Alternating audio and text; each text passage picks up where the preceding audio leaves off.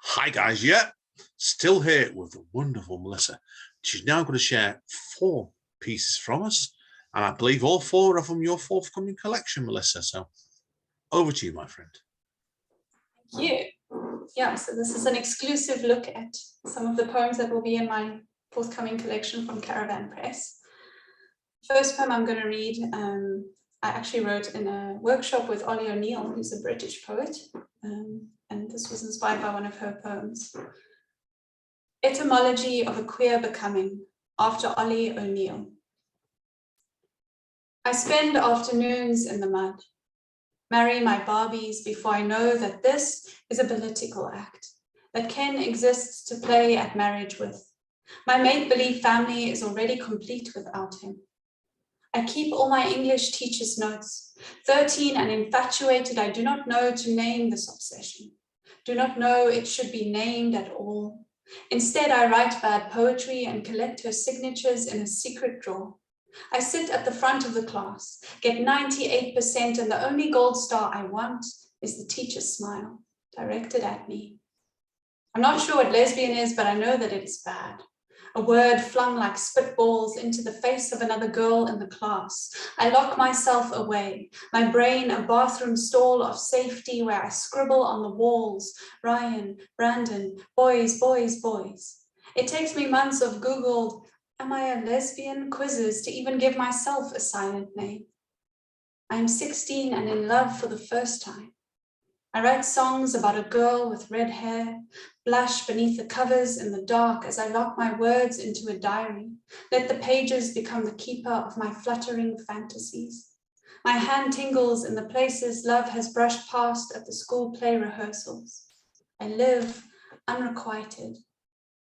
I am drunk, have lost my first kiss to drink, lost my first experience of touch to a love that knows only take.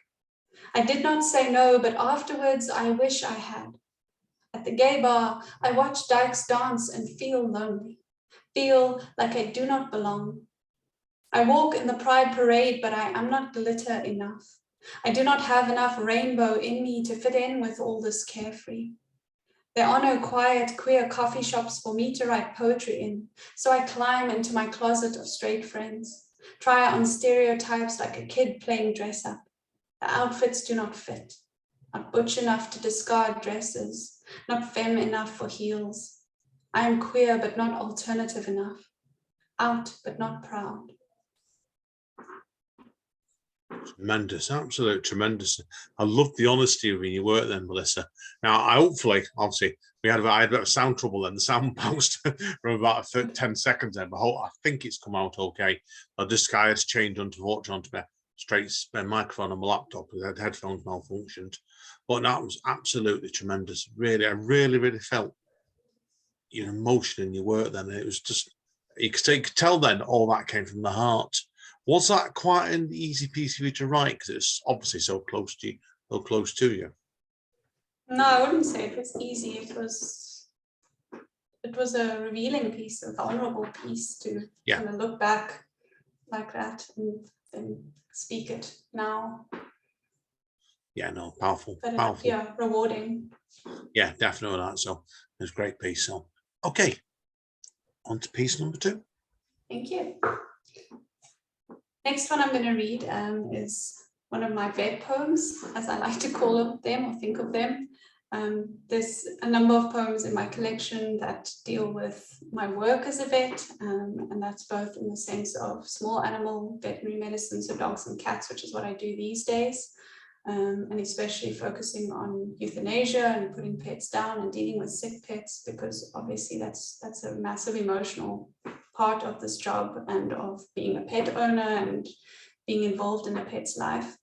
And then I've also got poems in my collection that are about my experience working at a slaughterhouse for a year, which is where the title slaughterhouse comes from. But anyway, this poem is a vet poem, and this one's called A Veterinarian's Lament. The collapsed back legs are a weight I cannot escape.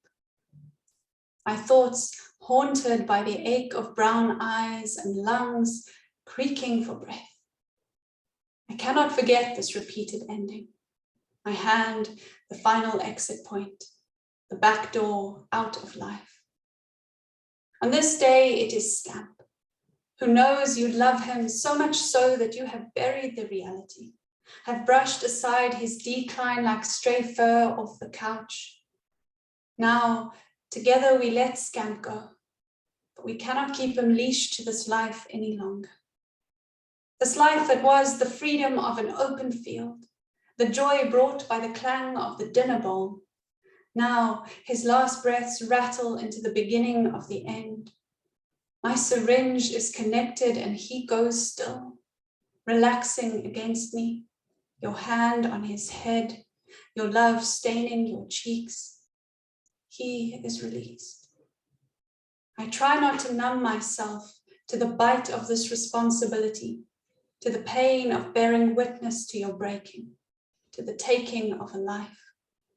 I collect my face outside the door, find my grief buried beneath the repetition of the dying. I must keep myself leashed to humanity. I forgive myself for not giving as unconditionally as they do, for not always fetching my emotions or bringing them to sit at your feet in every room.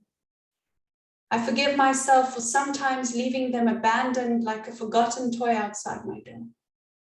I forgive you for needing me to translate the decision for you. I forgive you for forgetting to imagine the nights I've spent awake, circling through memories of the suffering, rolling over into their pain, helpless to fix them, forgetting I am only human too. You almost made me cry that last line then. Oh, God. Oh, dear. It's like, I think doing the day job you do as a vet, and I think it's one of the most difficult jobs you could do, John. That's why. So it's a respect for you for doing that as well. I could feel with that, the emotion of the animals and also your emotion when you have to look after them and be like care for them, really. It's incredible. So as a vet, out of interest, what's the most unusual pet you've had to deal with? Have you ever had a really unusual one? I don't do that much weird stuff nowadays, but I had a bunch of unusual pets growing up as a child. Oh, yeah. We had a squirrel, chameleons, which I watched give birth, which was amazing. Various fish, parrots, snakes, and lizards. My dad was always getting new pets, so I grew up with a lot of various critters. I think some of the coolest stuff I did as a student, which is when I had the most variety of animals, was like getting to do a post-mortem on a rhino. Whoa. Yeah. Whoa. That was really cool. Yeah, very thick skin. Blunted many knives. Yeah, so I've seen some cool stuff. Yeah, completely. And it showed, I think the experience of that in a vet showed in your poem then as well, with your compassion to all the animals. That was fantastic stuff, that. Okay, I don't want to keep you here all night, so we better go on poem number 3 now, don't we? Cool. Okay, so the next one is one of the older ones that I've since edited further. So this guy was born back in 2018. And yeah, I would like to think it's a funnier, lighter poem compared to the heavier stuff we've done so far. So let's see if I deliver it that way. Blue. I call myself crazy, bonkers, demented, a nutcase, misunderstood and abnormal. I walk beyond sunset in the freezing rain just to keep my body busy. Don't ask me why. I don't think of alternatives. Every time I feel, my mother is sure to remind me, Melissa, you're so much, just calm down. Once I ran barefoot down the burning black tar in a dress after my stored belongings were abandoned in a hallway by a new housemate. She morphed our pantry into her walk-in closet. My mother tells me that as a baby, I cried so hard that I stopped breathing, turned blue, the air refusing to find a home in my lungs. I passed out, limp. This is to say that I've always been intense. I imagine a lifetime with a woman and then lose her in only 9 days. I hold on to memories for 19 months. I regret scraping creme brulee into a toilet 7 years ago. I stand beside bodies of water and let them paint my face blue with shadow and sky. My emotions give birth to emotions of their own until I am a whole family tree of sadness with an asylum of tears dripping off my chin. It's attractive. The Insta poets say I should give myself permission to exist in my emotions, to sit and write what I feel. So I walk when I need to walk. I take moments of silence and I scream down the phone at my mother, who has seen me at my bluest. She still doesn't understand the way my bones rattle, my inability to just breathe. But she tries really hard to make sympathetic noises anyway.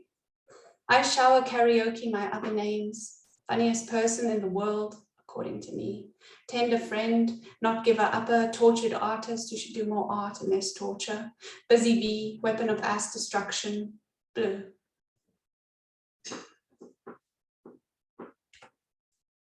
Brilliant again, brilliant. I love the use of the colour, right, and the last line there as well. And that seemed to emphasise it quite nicely. That one, no, that was brilliant. Really, really enjoyed that piece. So, Thank you. What made you write that piece, and where did the inspiration for that piece come from? Then? I think at the time I wrote it, it was when I was going through a lot of very strong emotions with relationships and that kind of thing, and housemates and all sorts of things that were just too much for me to handle. So I tried to find the words to describe this too muchness that I was always experiencing. Yeah, you did a really good job, and that was fantastic. So, okay, we're on to, as I always say, spoken labor now, the big conclusion. If I could play the trumpet, I'd be playing the trumpet now for you, Melissa, but sadly not. So I'll have to let you make your own fanfare. So back to you for your finale. Thank you. Yeah, so my big finale is a love poem. I'm getting married a little bit later this year, so this is a poem about my significant other. And this one is about our first date, so it's called First Date.